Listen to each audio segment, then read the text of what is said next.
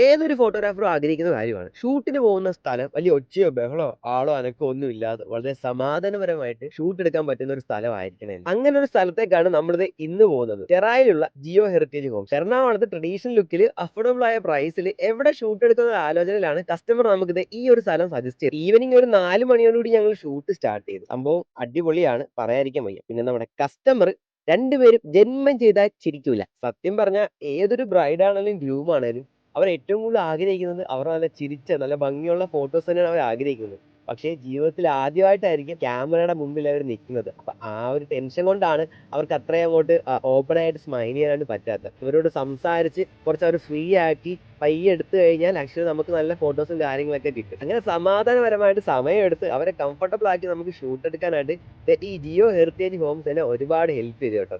Almost അവിടെയുള്ള എല്ലാ ഫ്രെയിംസും complete ചെയ്തിട്ട് ഏകദേശം ഒരു 6-6:30 പാക്കപ്പ് പറഞ്ഞു കേട്ടോ.